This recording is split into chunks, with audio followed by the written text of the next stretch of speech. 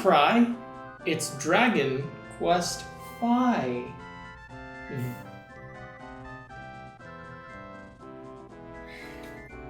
The Dragon Quest series has been around since the 80s, but it's changed hands multiple times over the years. Yuji Horii has always been the lead designer and writer for the series since the beginning, and Akira Toriyama and Koichi Sugiyama still handle the artwork and music respectively, but even they must know that every team that has ever worked on Dragon Quest has left their mark in some way, shape, or fashion. The most influential of them being, of course, Chunsoft, the developer that helped start it all, and the developer that left the series after releasing Dragon Quest V. It was their last game before Heartbeat took over the series 3 years later. Granted, it probably didn't look as cool in the original, so you have Heartsoft to thank for the PlayStation remake and the update to the graphics. No, Heartbeat. What kind of moron would get those names mixed up like that? A fucking idiot? Stupid. Dragon Quest V is often cited as Mr. Horii's favorite, and it's easy to see why. There's a lot to cover in this one, and I'm not going to be able to touch on everything, so let's start with the game's strongest quality. Similar to the chapter system we had in Dragon Quest IV, 5 was split into 3 periods of the main character's life, starting in childhood. You know, son, you really shouldn't be in bed for so long when you're out at sea. We wouldn't want you to get sheet sick. Fuck off, Dad. In Dragon Quest III, it was all about you and your dad. In Dragon Quest IV, it was about learning where you came from and the people who were close to you. And again, in Dragon Quest V, we have a story that begins with the father and son, but eventually extends into really what I feel is the strongest core theme of this series as established by Dragon Quest V. Dragon Quest stories are about family. Whether it's the family you're born into, the family you find, or the family you create, and a bunch of other possible things having to do with family. This series has always been about the intimate bonds of family. Oh boy, looks like we're staying in this town a little longer while I deal with this fever. Maybe you should go play outside. Ah, shit. Oh, sorry son, didn't mean to be such a hothead. As a child, you didn't really get to be on your own until your dad got preoccupied with something else. Otherwise, you were attached to the hip, unable to go where you pleased, and your dad constantly healed you after every battle.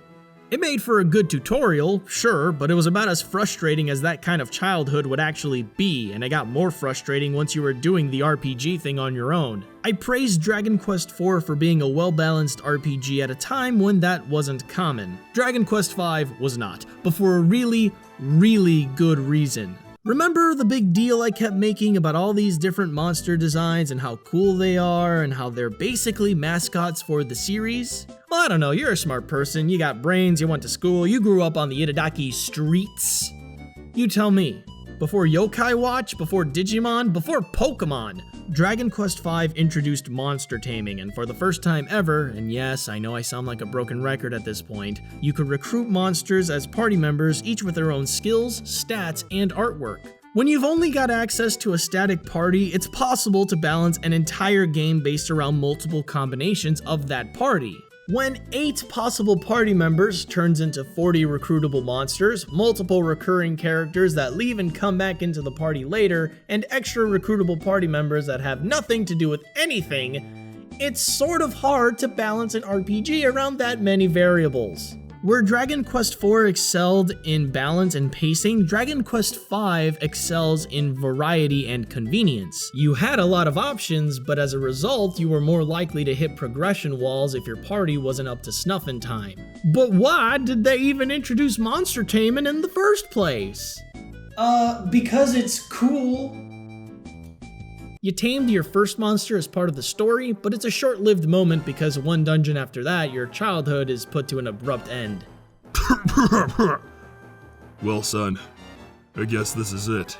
Yes! Say the last words you humans love to impart so greatly. Oh man, I always knew I'd die in a dungeon, but I always thought it'd be a much more entertaining one, like a fungin. Is this guy for real? Quite appropriate that the childhood portion of the game ended at the same moment your childhood innocence was lost. Jokes aside, adventuring with your dad was kind of heartwarming, but his death was expected considering the series we're playing has issues with keeping parents alive. Seriously, we're like 4 for 4 on that. monster taming wasn't the only big thing they added to the series in this installment. This was the first Dragon Quest game to be made for the Super Nintendo, so with the better hardware behind them, Chunsoft was able to add a lot of new things. My favorite were the new weapon types, boomerangs and whips. Both these items could attack every monster in battle or any monster group respectively, and they changed how non-magic combat worked ever so slightly. Magicless characters now had a second option to switch over to in battle in order to hit multiple targets. This made playing without using magic spells more versatile and a little less repetitive, as there was now a reason to stop and think about which weapon would best serve the situation. And whips were equipable by dominant magic casters, so that gave them an attack to fall back on if they ran out of magic points to cast spells. But even that paled in comparison to the other vast improvements made in this game. There were so many, in fact, that it'll be easier to list them all in a little segment I'm going to call That Was New?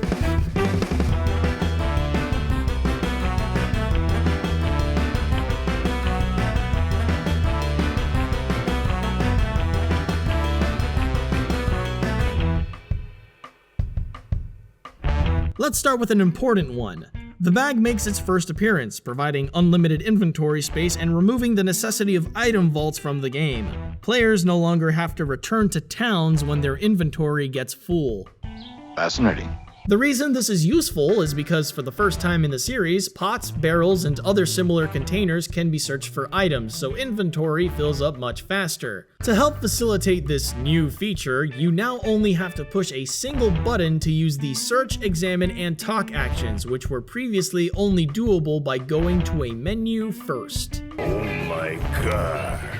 Speaking of menus, the shop menu now shows information on what stats will change if you were to equip the selected item in stock and which party members can equip it. Purchasing items for your characters will now give you the option to equip it automatically, as opposed to backing out of one menu to navigate another in order to equip it. I can't believe it! There is now an actual defense stat in the game that can be made stronger by equipping armor and gaining levels. Previously, defense was a calculated stat based off of other stats in the game, and better armor didn't necessarily mean better defense.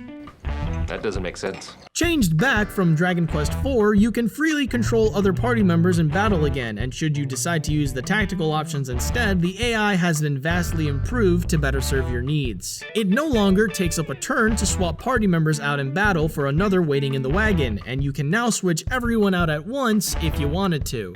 You lie! You're a fucking liar! And just as important as the first edition, for the first time in the Dragon Quest series, any party member targeting an already dead monster will have their target switched automatically to another monster. Before this was added, characters doing this would waste their turn if a monster died mid-round to someone else. And all of that was new. Wow. If anyone wants to argue why the originals are still worth playing, now is the time. Please, enlighten us.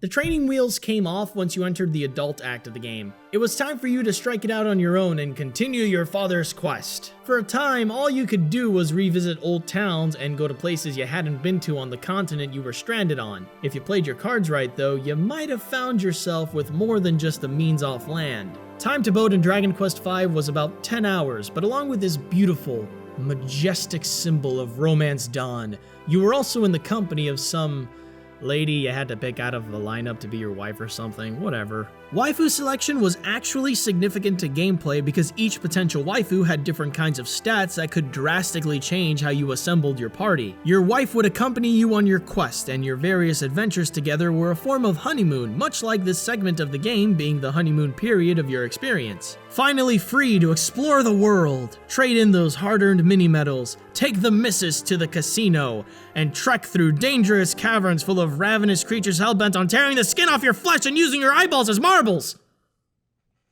A romantic getaway for two. Dungeons in Dragon Quest V were a lot more involved than in previous games. By that I mean they weren't just basements with really bad structural integrity. Branching hallways and looping corridors is all fine and good, but it was about time for something more interesting. People weren't falling for the old gimmicks anymore. There are only so many times you can fool someone by putting the right staircase on the farthest end of the floor. This game had some of the earliest examples of what are now traditional dungeon concepts. Sliding ice floor puzzles and minecart riding for one, and more all-around complexity with layouts. There was a dungeon towards the end of the game that played around with multiple layers on the same floor too.